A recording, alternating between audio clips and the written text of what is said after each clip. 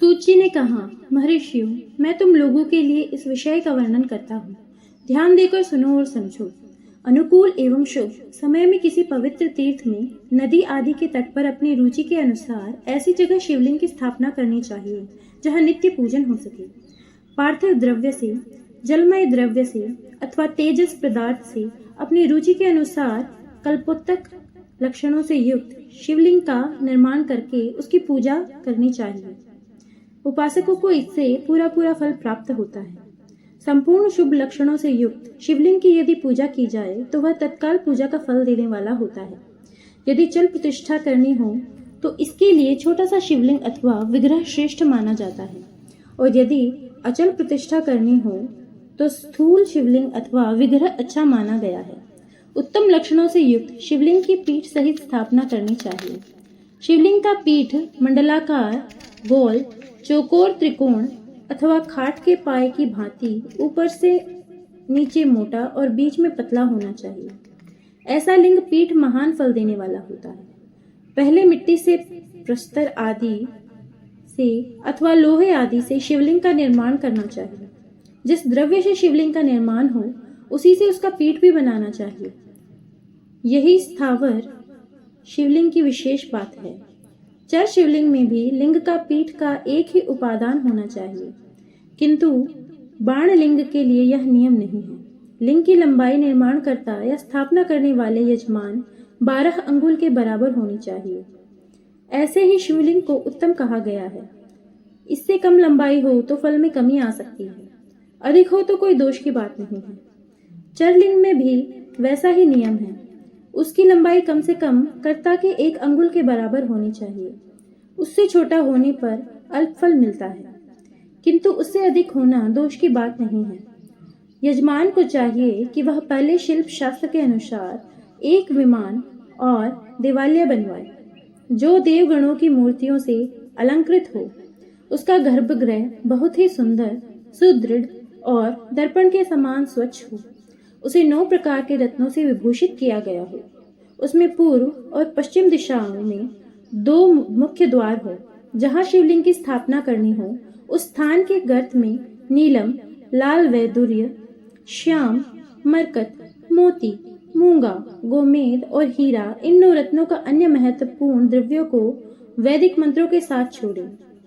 सत्योजात आदि 5 वैदिक मंत्रों द्वारा शिवलिंग का 5 स्थानों में क्रमशः पूजन करके अग्नि में भविष्य की अनेक आहुतियां दे और परिवार सहित मेरी पूजा करके गुरु स्वरूप आचार्य को धन से तथा भाई बंधुओं को मनचाही वस्तुओं से संतुष्ट करे।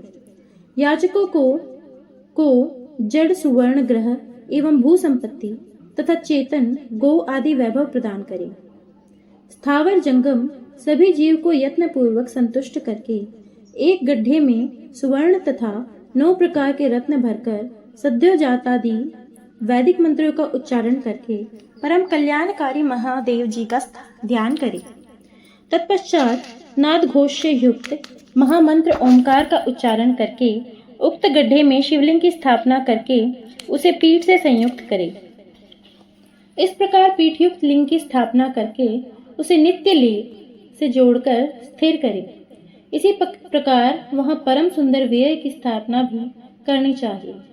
सारांश यह है कि भूमि संस्कार आदि की सारी विधि जैसी लिंग प्रतिष्ठा के लिए कही गई है वैसे ही वेद प्रतिष्ठा के लिए भी समझनी चाहिए।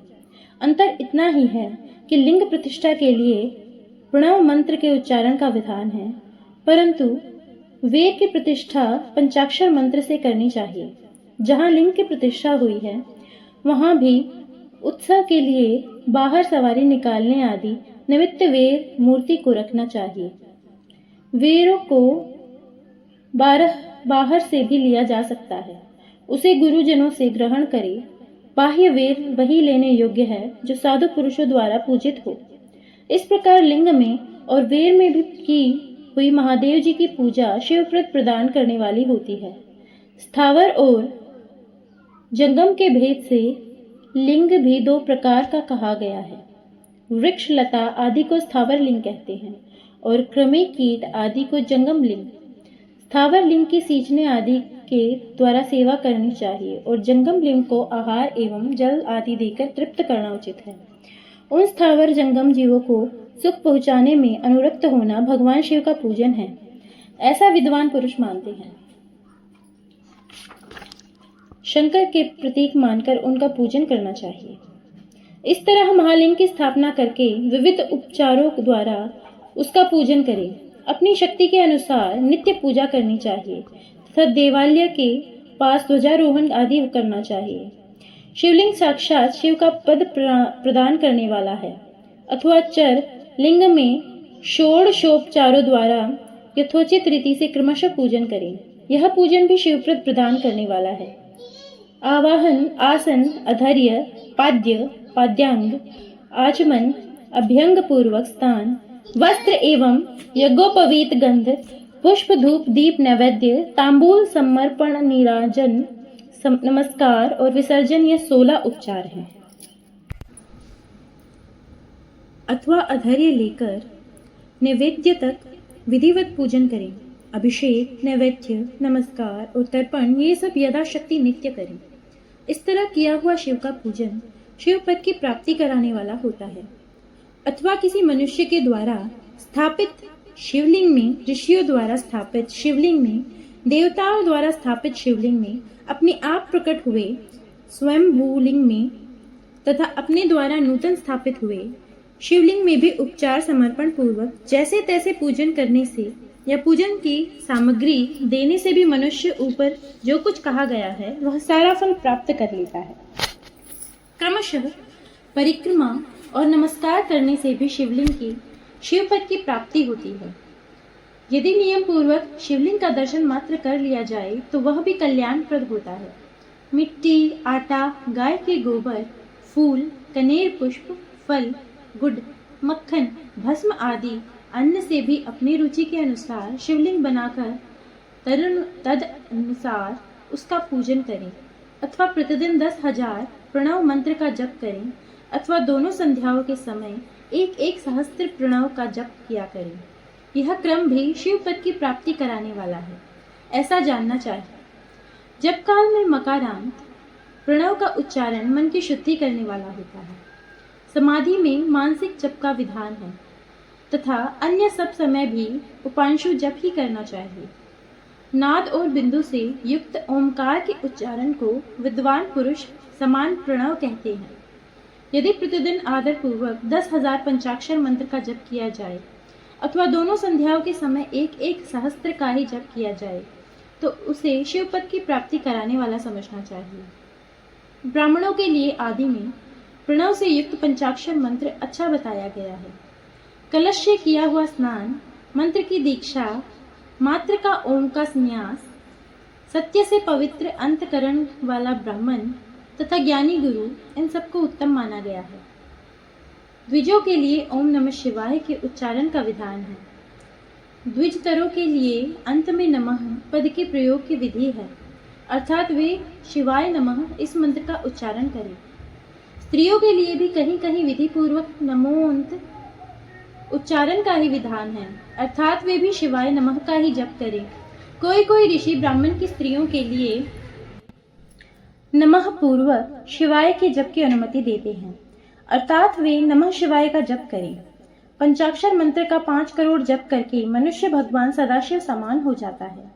1, 2, 3 अथवा 4 करोड़ का जप करने से क्रमशः ब्रह्मा, विष्णु, रुद्र तथा महेश्वर का पद प्राप्त होता है। अथवा मंत्र में जितने अक्षर है उनका पृथक पृथक 1-1 लाख जप करें अथवा समस्त अक्षरों का एक साथ ही जितने अक्षर हो उतने लाख जप करें। इस तरह के जप को शिव पद की प्राप्ति करने वाला समझना चाहिए। यदि 1000 दिनों में प्रतिदिन 1 सहस्त्र जप के क्रमश से पंचाक्षर मंत्र का 10 लाख जप पूरा कर लिया जाए और प्रतिदिन ब्राह्मण भोजन कराया जाए तो उस मंत्र से अभिष्ट कार्य की सिद्धि होने लगती है। ब्राह्मण को चाहिए कि वह प्रतिदिन प्रातः काल 1008 बार गायत्री का जप करे। ऐसा होने पर गायत्री क्रमशः शिव का पद प्रदान करने वाली होती है। वेद मंत्रों और वैदिक सूक्तों का भी नियम पूर्वक जप करना चाहिए। वेदों का पारायण भी शिव पद की प्राप्ति कराने वाला है, ऐसा जानना चाहिए। अन्यान्य जो बहुत से मंत्र हैं उनका भी जितने अक्षर हो उतने लाख जप करे। इस प्रकार जो यथाशक्ति जप करता है वह क्रमशः शिव पद प्राप्त कर लेता है। अपनी रुचि के अनुसार किसी एक मंत्र को अपनाकर मृत्यु उपरांत प्रतिदिन उसका जप करना चाहिए, अथवा ओम इस मंत्र का प्रतिदिन 1 सहस्त्र जप करना चाहिए। ऐसा करने पर भगवान शिव की आज्ञा से संपूर्ण मनोरथों की सिद्धि होती है। जो मनुष्य भगवान शिव के लिए फुलवाड़ी या बगीचे आदि लगाता है तथा शिव की सेवा कार्य लिए मंदिर में झाड़ने बुहारने आदि की व्यवस्था करता है, वह इस पुण्य कर्म को करके शिव पद प्राप्त कर लेता है। भगवान शिव के जो काशी आदि क्षेत्र हैं, उनमें भक्ति पूर्वक नित्य निवास करें। वह जड़ चेतन सभी को भोग और मोक्ष देने वाला होता है। अतः विद्वान पुरुषों को भगवान शिव के क्षेत्र में आमरण निवास करना चाहिए। पुण्य क्षेत्र में स्थित बावड़ी, कुआं और पोखरे आदि को शिव गंगा समझना चाहिए। भगवान शिव का ऐसा ही वचन है, वहां स्नान, दान और जप करके मनुष्य भगवान शिव को प्राप्त कर लेता है। अतः मृत्यु पर्यंत शिव के क्षेत्र का आश्रय लेकर रहना चाहिए। जो शिव के क्षेत्र में अपने किसी मृत संबंधी का दाह, दशाह, मासिक श्राद्ध, सपिंडीकरण अथवा वार्षिक श्राद्ध करता है, अथवा कभी भी शिव के क्षेत्र में अपने पितरों को पिंड देता है, वह तत्काल सब पापों से मुक्त हो जाता है और अंत में शिव पद प्राप्त करता है। अथवा शिव के क्षेत्र में 7, 5, 3 या एक ही रात निवास कर ले। ऐसा करने से भी क्रमशः शिव पद की प्राप्ति होती है। लोक में अपने अपने वर्ण के अनुरूप सदाचार पालन करने से भी मनुष्य शिव पद को प्राप्त कर लेता है। वर्णानुकूल आचरण से तथा भक्ति भाव से वह अपने सत्कर्म का अतिशय फल पाता है। कामना पूर्वक किए हुए अपने कर्म के अभिष्ट फल को शीघ्र ही पा लेता है। निष्काम भाव से किया हुआ सारा कर्म साक्षात शिव पद की प्राप्ति कराने वाला होता है। दिन के 3 भाग होते हैं, प्रातः, मध्याह्न और सायाह्न। इन तीनों में क्रमशः एक एक प्रकार के कर्म का संपादन किया जाता है। प्रातः काल को शास्त्र विहित नित्य कर्म के अनुष्ठान का समय जानना चाहिए। मध्याह्न काल को साकाम कर्म के लिए उपयोगी है तथा सायंकाल शांति कर्म के उपयुक्त है, ऐसा जानना चाहिए। इसी प्रकार रात्रियों में समय का विभाजन किया गया है। रात के 4 प्रहरों में से जो बीच के 2 प्रहर हैं, उन्हें निशीथ काल कहा गया है। विशेषतः उसी काल में की हुई भगवान शिव की पूजा अभिष्ट फल को देने वाली होती है। ऐसा जानकर कर्म करने वाला मनुष्य यथोक्त फल का भागी होता है।